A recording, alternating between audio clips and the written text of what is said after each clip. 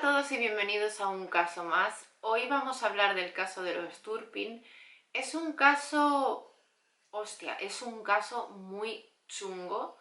Nadie pierde la vida, por suerte, pero creo que lo que te hace pensar a mí personalmente es hasta qué punto llega la maldad humana.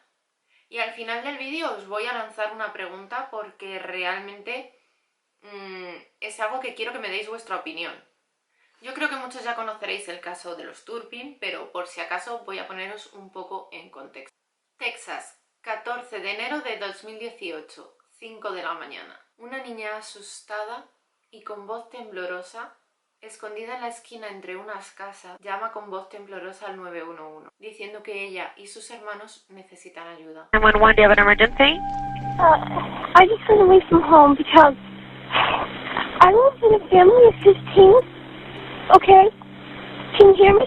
And we have abusing parents. Did you hear that? La teleoperadora se piensa que es la típica discusión entre padres e hijos, pero sí es verdad que nota a la niña muy nerviosa y nota por el tono de voz que es una niña pequeña, por lo que decide seguir al teléfono con ella para que esté tranquila hasta que llega la policía. La niña no sabía exactamente en el punto en el que estaba, entonces por la ubicación de los teléfonos tenían que averiguar el sitio exacto en el que estaba. Entonces al llegar el oficial llegaba con la idea de lo que le comunicó la teleoperadora, que era la típica discusión entre padres e hijos y que ya está, llevaría a la niña a casa y todo se solucionaría.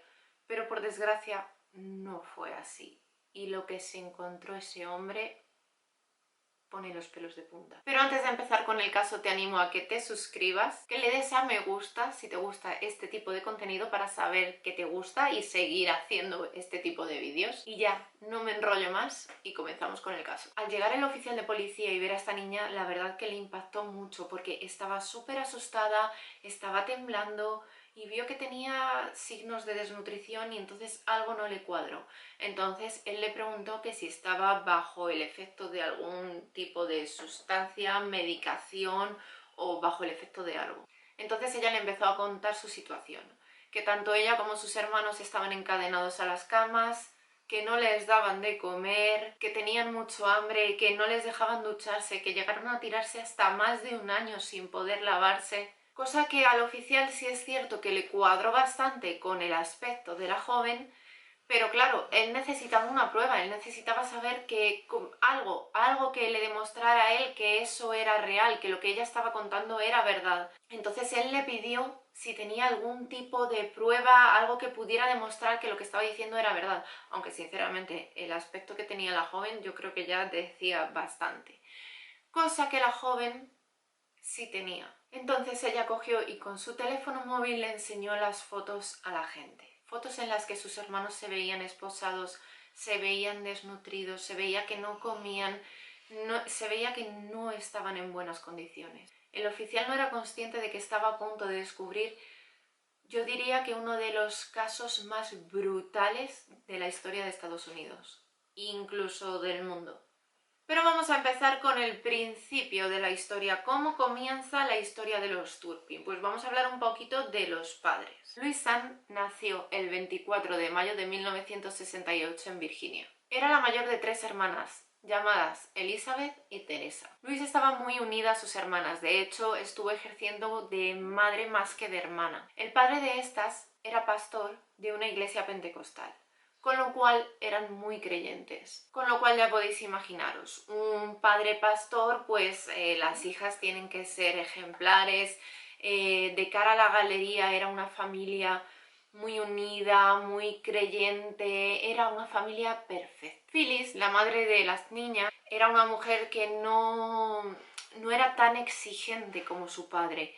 Ellas les dejaba un poco más de mano libre, no les exigía tanto. Ellos no eran una familia muy adinerada, pero la madre de las niñas, Phyllis, sí venía de una familia de dinero. Es más, el padre, o sea, el abuelo de las chicas, sí tenía dinero. John Taylor era un ex militar condecorado, ayudaba económicamente a sus nietas. Pero esto no era gratis, no lo hacía porque él fuera una bellísima persona que quisiera ayudar a su familia, no. Esto escondía un turbio y un muy macabro secreto detrás. Y es que este semejante ser, iba a decir señor, pero es que de señor tiene poco, se sobrepasaba con su hija cuando era pequeña.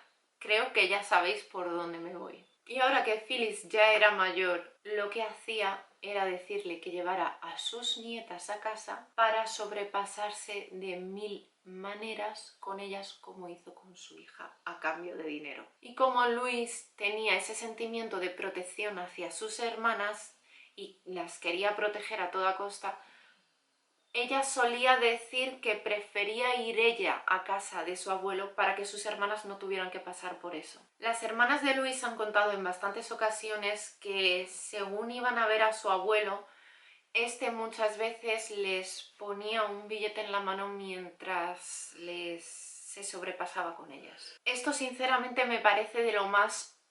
Bueno, es que todo el caso en sí es horrible, pero es que de verdad que una madre lleve, después de ella haberlo pasado, a sus hijas a que sufran eso con su abuelo, de verdad que es que ya solamente eso... Es que no sé, es que no sé ni cómo describirlo. Porque para colmo muchas veces las niñas le decían, por favor mamá, no nos lleves con el abuelo. Y su respuesta era, tenéis que comer.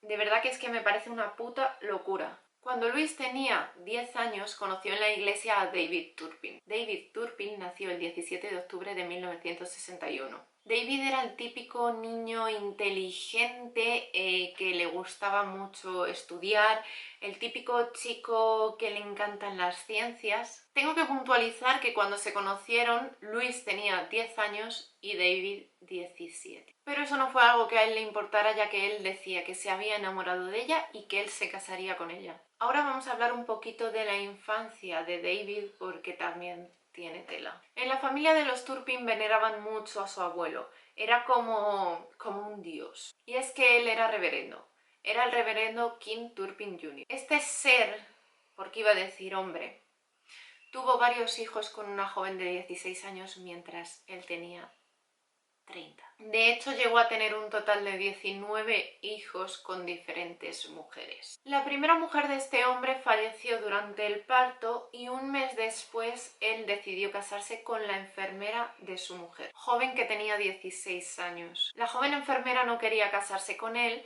pero el padre de esta decidió vendérsela. Sí, vender a la pobre muchacha a este ser. Con esta mujer fue con la que tuvo el resto de hijos hasta llegar a tener 19. O sea, es que menuda burrada. Y ahora diréis, ¿y por qué era venerado? Pues no lo sé. No lo sé, todavía a día de hoy no consigo saberlo. De hecho, un familiar suyo llegó a escribir un libro acerca de él. Y es como... En fin. Seguimos. Como podemos ver, ni Luis ni David tuvieron una infancia... Las cosas como son, ninguno de los dos pudo tener una infancia. A pesar de esto, ellos se gustaban, a pesar de la diferencia de edad y todo, pero el padre de Luis no estaba de acuerdo con esa relación ya que había mucha diferencia de edad. Entonces, mientras eran jóvenes, él no estaba para nada de acuerdo con esa relación. Pero Phyllis, la madre de Luis, sí le dejaba salir con él.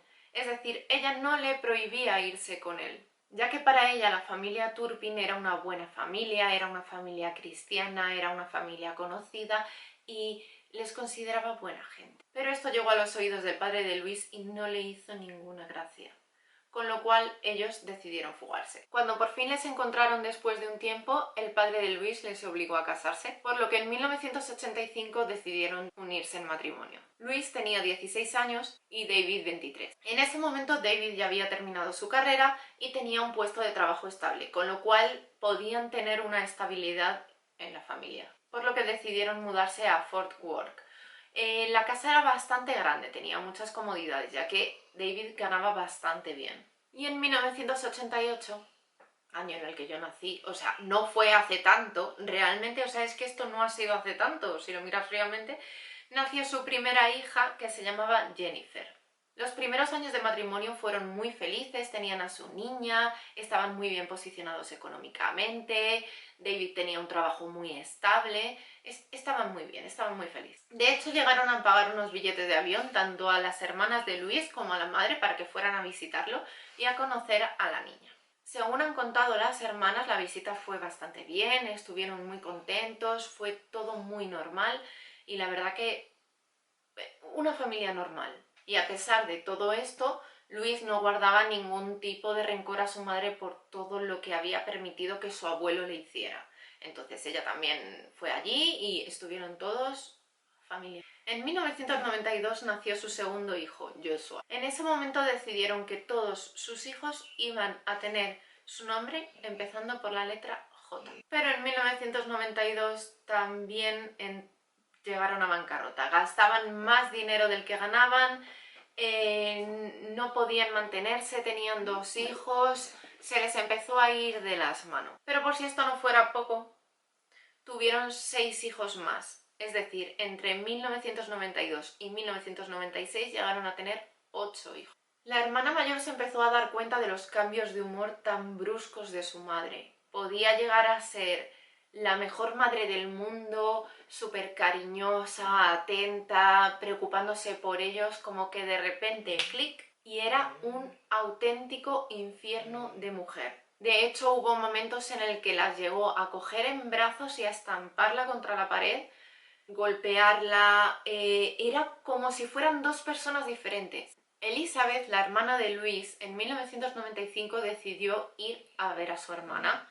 De hecho, Elizabeth escribió un libro que se llama Secretos de Hermanas. Entonces Elizabeth decidió ir a casa de su hermana ya que estaba más cerca de la universidad en la que ella estaba estudiando. Elizabeth, al vivir con ellos, fue consciente de que su hermana cada día iba portándose peor con sus hijos. Por ejemplo, los niños tenían que pedir todo por favor y levantando la mano y no podían hablar hasta que no se les diera permiso. Por ejemplo, querían ir al baño, tenían que levantar la mano y cuando les dijeran ¿qué quieres?, tenían que pedir por favor que querían ir al baño. Que tenían sed, por favor, si podían beber agua. Que tenían hambre, por favor, si podían comer. Por favor, si se querían lavar las manos. Si se querían levantar del sitio. Cualquier cosa tenía que ser levantando la mano y cuando ellos les dieran permiso para hablar, pedirlo por favor. Cosa que es demasiado estricto, es una puta locura. A todo esto, ellos tenían que estar sentaditos, pero no sentaditos en el sofá o sentaditos en una silla, no, sentados en el suelo. David Turpin empezó a observar a Elizabeth de una forma en la que ella se sentía bastante incómoda. De hecho, ella ha llegado a contar en alguna ocasión que según se estaba duchando un día tenía el pestillo echado porque ya no se fiaba de que la observaran y tanto su hermana como David reventaron la puerta y entraron mientras ella se estaba duchando, abrieron la cortina del baño y empezaron a reírse de ella mientras la miraban como ella estaba incómoda y se estaba tapando. O sea, qué puta mente, de verdad, o sea, yo de verdad, este tipo de mentes, o sea, es que es muy fuerte. Pero esto no fue lo único de lo que se dio cuenta Elizabeth, y es que se dio cuenta de que su hermana empezaba a poner unas reglas bastante extrañas a sus propios hijos. Es decir, estos solo podían comer una vez al día y de uno en uno. Y no solo eso, sino que ella tenía que estar presente enfrente de ellos. Según iban viniendo uno por uno a comer, ella tenía que estar delante y ellos tenían que sentarse enfrente y sonreír muy exageradamente como si fueran los niños más felices del mundo. Si no, no podían comer. Luis llegó a tal punto de emparanoiamiento que llegó a rayarse hasta porque su hermana tenía amistades que ella se pensaba que esas amistades estaban espiando a su familia a través de su hermana. O sea, una rayada que dices, pero ¿qué tienes en la cabeza? Así que llegó a prohibir a Elizabeth hasta relacionarse con gente. Llegó a prohibirla el tener amigos, llegó a prohibirla el salir por ahí. La prohibió todo como si fuera una hija más, no su hermana. Pero como Elizabeth no le hacía caso y seguía teniendo sus amistades, llegó un día en el que al volver de la universidad, pues como siempre, y a ir y entrar en casa, se dio cuenta de que no podía abrir la puerta. ¿Qué pasó? Que se tuvo que tirar 3 días fuera de casa porque su hermana no la dejaba entrar. Aún así, Luis no le dejaba ni recoger sus cosas. Entonces, llegó un día en el que Elizabeth se plantó en la puerta y le dijo: o me dejas entrar o llamo a la policía. Entonces, al abrirle la puerta, le dijo: recoge tus cosas y de aquí te vas, aquí no vuelves. Así que Elizabeth se tuvo que ir. Cuando Jennifer, la hija mayor, cumple 9 años, que es la única de todos sus hermanos que está escolarizada, para este entonces la otra hermana de Luis, Teresa, decidió ir a visitar a su hermana y se dio cuenta de que su hija mayor, Jennifer, estaba muy sucia, que los padres como que algo no andaba bien, como que no las cuidaban, no cuidaban de sus hijos realmente. La niña Jennifer estaba muy delgada, estaba extremadamente delgada, estaba muy sucia, llegaba a hacerse coletas con los envoltorios de chocolatinas, en el colegio se metían mucho con ella no sabía jugar con otros niños, no sabía socializar, ni siquiera sabía jugar ella sola. De hecho, el colegio llegó a ponerse en contacto con sus padres para decirles que la niña no podía seguir yendo así a clases, no podía seguir acudiendo sucia y en ese estado. Y una vez más los padres no hicieron nada, las hermanas de Luis no hicieron nada y el colegio no hizo nada. Después de esto, los padres decidieron que ninguno de sus hijos iba a acudir al colegio. Y por si no fuera suficiente, decidieron cortar todo tipo de relación con la familia. Lo máximo que hacía era pues postear algo en Facebook, alguna foto familiar y poquito más, y no muy a menudo. En 1989 el banco decide quitarles la casa a los Turpin, ya que estaban completamente arruinados. Los Turpin encontraron una granja en Texas con 14 hectáreas. La casa estaba aislada. David Turpin dejó de trabajar y esto hizo que pasara más horas en casa, con lo cual esto fue contraproducente para los niños. Durante los primeros meses los Turpin dejaron a los niños salir justo pues alrededor de la casa, ya que las casas estaban bastante separadas entre sí. Entonces dejaron a los niños tranquilamente que jugaran fuera. Una vecina que vivía cerca y tenía una niña intentó entablar amistad con ellos, pero los Turpin se cerraron en banda.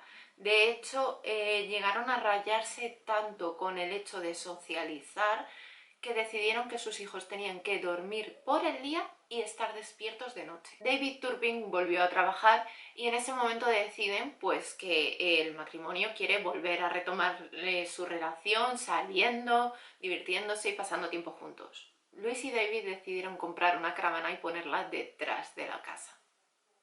Pero era una caravana que no tenía ni agua, ni tenían comida, ni tenían nada. ¿Y para qué la querían? Para meter a sus hijos ahí. ¿Y qué tenían dentro de esa caravana? Jaulas. Jaulas en las que decidieron meter a sus hijos mientras ellos se iban de fiesta. Es que de verdad, yo me va a estallar la cabeza. ¿Y a quién obligaban a encargarse de esos niños para que esos niños no se escaparan y no se movieran de ahí? A Jennifer, la hermana mayor. Los padres empezaron a alargar las salidas, empezaron a irse durante días, empezaron a irse durante semanas y mientras tanto Jennifer se quedaba con sus hermanos sin ni siquiera tener comida y ni siquiera tener cómo alimentarlos. Ella tenía que encargarse de que los niños estuvieran en las jaulas y de que hicieran todo lo que ellos les comunicaban. Los padres, el día que tenían un buen día, les dejaban en la caravana pan de molde, algo de mantequilla y algo de embutido, pero para semanas. Y vosotros diréis, ¿y por qué Jennifer, la hermana, hacía esto? Pues porque si no, el resultado iba a ser peor. A Jennifer le daban palizas hasta que le entrara en la cabeza que tenía que hacer caso y al final era o ser dura con sus hermanos o las barbaridades que le llegaban a hacer a ella eran demasiado duras. Pero hubo un momento en el que Jennifer se escapó. Se escapó de casa, intentó buscar trabajo, pero no había manera. Era una niña que estaba muy desnutrida, nadie la quería contratar y al final siempre tenía que regresar a casa, arriesgándose a otra paliza. Pero es verdad que ella intentó en varias ocasiones salir de ahí y sacar a sus hermanos de ahí. En el año 2010, otra vez el banco les quitó la casa. Y es porque otra vez se les había ido la pinza y habían empezado a gastar compulsivamente y no tenían cómo pagar. Después de esto decidieron alquilar una casa pero en California. Pero esta vez no tenían a los vecinos lejos, eran unas casas en las que los vecinos están pues cerquita. Una urbanización, por así decirlo. David volvió a encontrar trabajo, pero como esta vez tenía a los vecinos muy cerca, decidió convertir su casa en una escuela. ¿Qué pasa? Que en Estados Unidos, si tú conviertes tu casa en una escuela, la policía no puede entrar. Con lo cual, al tener a los vecinos cerca, si alguien daba la voz de alarma de algo, la policía no podría entrar en ese momento en la casa. O sea, no podría entrar en la casa porque era una escuela. Llegaron a tal punto de manipulación que les empezaron a decir a sus hijos que fuera de casa había gente mala, gente que quería separarles, gente que quería hacerles daño y que si salían de casa podrían sufrir las consecuencias. ¿Qué pasa? Que estos niños se asustaron porque realmente la única que fue a un colegio y fue a estudiar fue Jennifer, la mayor. Que ella, dentro de lo que podía, intentaba enseñar todo lo poco que había aprendido en el colegio a sus hermanos. Los niños seguían una rutina: dormir de día y estar activos de noche. No podían tener ningún tipo de comunicación con el exterior. Tenían que estar sentados en el suelo, todas las puertas tenían que estar abiertas y si no seguían estas normas sufrían las consecuencias que ya os podéis imaginar cuáles eran. En más de una ocasión los niños fueron a Disney con sus padres, ocasión que aprovecharon para postear fotos en internet como si fueran una familia de lo más normal. Estos niños cuando iban a estos parques eran felices porque además de salir de casa, divertirse, reírse, hacer pues cosas de una familia normal, el único día que podían ducharse era cuando salían de casa. ¿Qué implica esto? Pues que al final la suciedad en la piel, el hecho de no lavarte, la sequedad, la suciedad, todo te puede producir múltiples enfermedades en la piel y daños en la piel que tienen hoy en día. Al final no era solamente esto lo que les pasaba, como os he dicho, no salían a la calle, con lo cual ya no es solamente el hecho de que los niños no se duchen, es el hecho de que no les da el sol, no te da el sol, no tienes vitamina D, problemas de crecimiento porque no están bien alimentados, problemas dentales porque al final tampoco acudían a dentistas y repito, no estaban bien alimentados. Esos niños a día de hoy todavía están sufriendo las consecuencias. Los padres también llegaron a un punto en el que decidieron torturar psicológicamente con la comida a sus hijos. Es decir, los niños solo podían comer una vez al día, una tostada, un poco de pan de molde, poquísimo, o sea, realmente no comían. Mientras ellos comían todo lo que les apetecía. ¿Qué les apetecía pedir una pizza? Se compraban una pizza. ¿Qué les apetecía comer pasteles? Comían pasteles. Pero es que esto no era suficiente, sino que les dejaban la comida ahí, a los niños, para que la vieran sin poder comer nada. En 2014 volvieron a mudarse, esta vez a una casa de una sola planta, y decidieron renovar sus votos de matrimonio. Es decir, en el año 2015 acudieron a Las Vegas para volver a casarse. Bueno, renovar en este caso sus votos. Y fueron con todos sus hijos. Tengo que puntualizar que los Turpin de aquí, ahora ya vais a ir enlazando con el principio, vamos a ir enlazando un poco con lo primero que os he contado, sí les dejaban tener teléfonos móviles a sus hijos, sobre todo a los dos mayores. Estos móviles tenían acceso a internet, pero ellos no lo utilizaban, ya que tenían muchísimo miedo a la reacción de sus padres. Pero un día Jordan, una de las hermanas, encontró este teléfono, uno de ellos, y decidió guardárselo. Y mientras sus hermanos estaban durmiendo, ella se iba al baño y se ponía a buscar vídeos, a ver vídeos en internet. Es más, veía muchos vídeos de Justin Bieber. Claro, ella estaba flipando con todo lo que encontraba en internet, estaba flipando con los videoclips, estaba flipando con la ropa que llevaba el Justin Bieber, flipaba con cómo bailaban y estaba descubriendo un mundo nuevo. De hecho, empezó a buscar diferentes vídeos en internet, empezó a ver cómo se comportaba la gente, cómo hablaba, empezó a aprender un montón a través de internet, a través de series, vídeos en internet. Se dio cuenta de que las familias no era lo que ella conocía como familia, sino que las familias se llevaban bien, pasaban tiempo juntos, se ponían a lo mejor en el sofá comiendo algo y viendo una película todos juntos. Empezó a descubrir el mundo real y se dio cuenta de que lo que ella estaba viviendo no era lo normal. Es más, descubrió el mundo de las redes sociales y ella, sin tener ni idea, pues empezó a grabar cantando como pues ahora mismo se puede grabar cualquiera y empezó a subir contenido a redes sociales. ¿Qué pasa? Que todo esto ella obviamente lo grababa mientras nadie la veía, tenía que hacerlo a escondidas. ¿Qué pasa? Que al tú subir contenido a redes, antes o después te empieza a ver gente. La gente que la empezó a ver y la descubrió, empezó a darse cuenta de que estaba muy delgada, que estaba muy pálida, como que algo no cuadraba, como que se notaba que la pasaba algo. Entonces la gente la empezó a preguntar, ¿por qué estás tan delgada? ¿Por qué estás tan pálida? ¿Siempre estás en casa? Porque siempre se grababa en casa. Y entonces ella descubrió que podía empezar a contestar y les empezó a, pues, empezar a responder diciendo como, pues sí, mira, yo estoy en mi casa, no me dejan salir, no me dejan ducharme, como solo una vez al día, me hacen dormir de día, solo puedo subir contenido de noche, solo puedo subir contenido cuando están durmiendo. Pues ella empezó a contar tan naturalmente cómo la trataban a ella y lo que era su situación. ¿Qué pasa? Que la gente le avisó de que no puedes permitir eso no es normal, ponte en contacto con la policía porque es que no puedes seguir viviendo eso.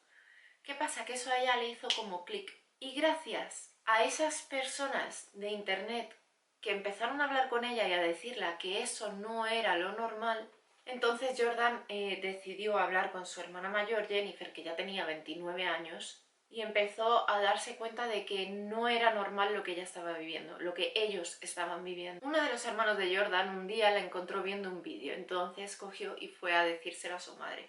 Tenemos que tener en cuenta que es a lo que estos niños estaban acostumbrados, que es sobrevivir. Al final era sobrevivir.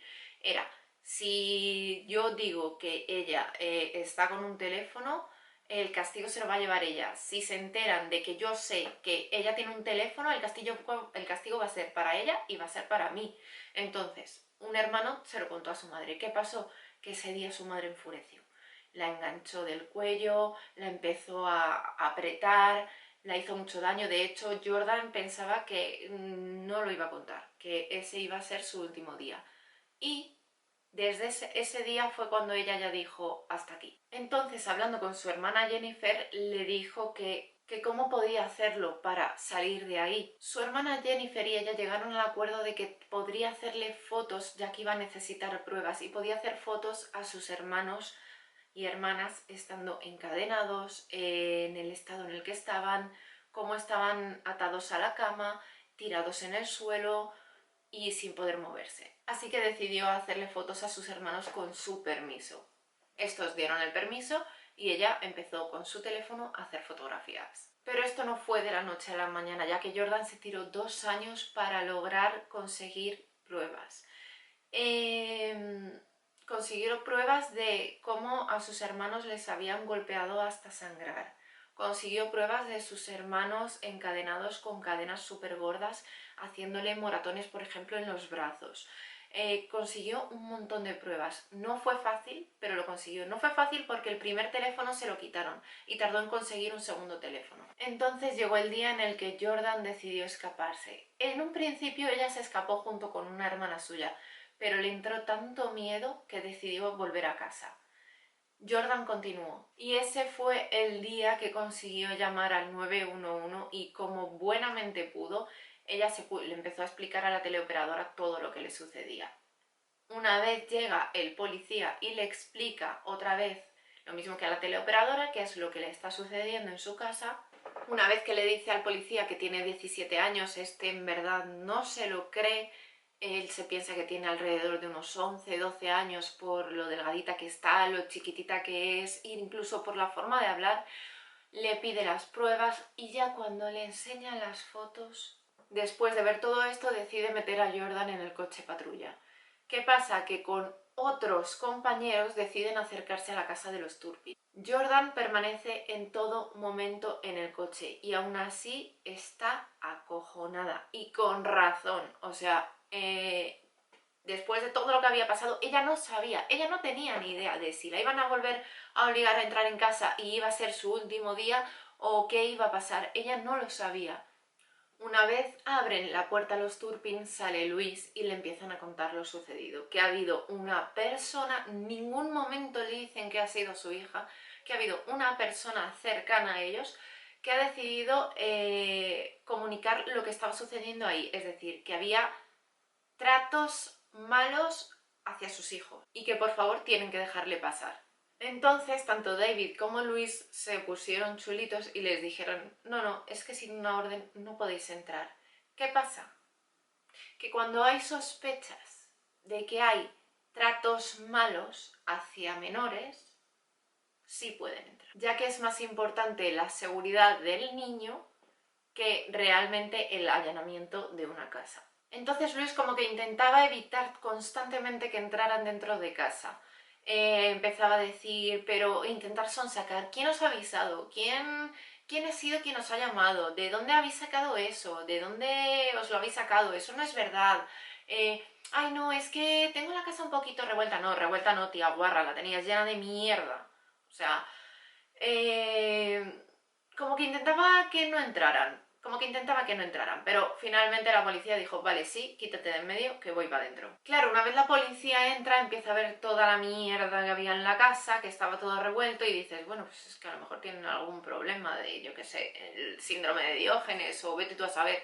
Entonces, ¿qué pasa? Entran en la casa, empiezan a mirar, pim pam pum, y dicen, bueno, está la casa llena de mierda, porque está llena de mierda, pero bueno, esto de momento no indica que haya ningún trato malo hacia niños. ¿Qué pasa? Que en esto aparece un niño pequeño, desnutrido, en muy mal estado, sucio en los huesos, que no sabe apenas hablar, que le cuesta caminar, que se ve claramente que no ha recibido un buen trato.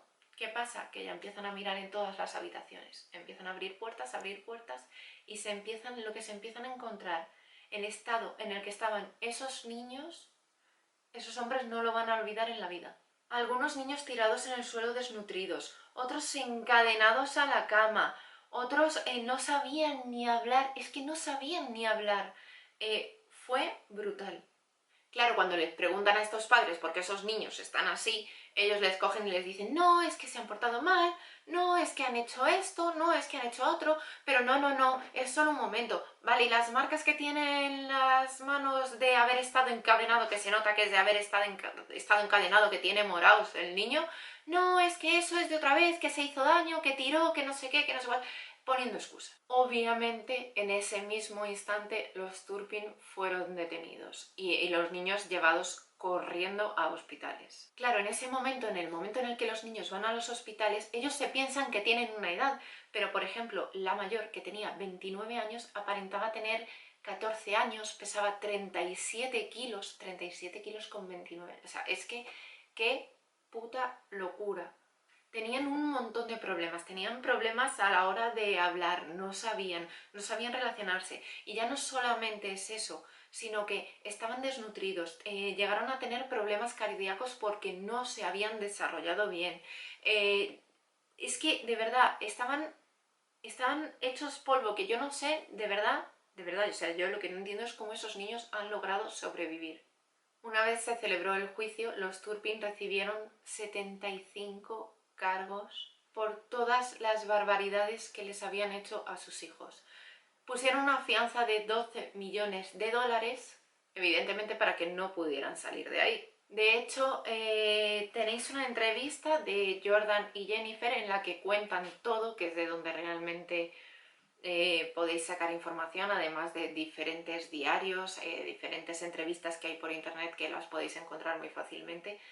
Pero de verdad, o sea, es que es brutal lo que tuvieron que pasar estos niños. Y no estamos hablando de hace tanto tiempo, ya que estamos hablando del 2018 y el 22 de junio del 2018 David y Louis Turpin fueron condenados a una cadena de entre 25 años y cadena perpetua. Y ahora yo lanzo la pregunta, porque yo ahora tengo una duda que quiero lanzarla. ¿Vosotros pensáis que el ser humano nace con maldad o puede volverse malo? Es decir, conocemos la infancia de los padres, pero de ahí a todo lo que le hicieron a los niños, yo creo, o sea, bajo mi opinión, eso es porque tú tienes que nacer con esa maldad. Porque lo que no es ni medio normal es...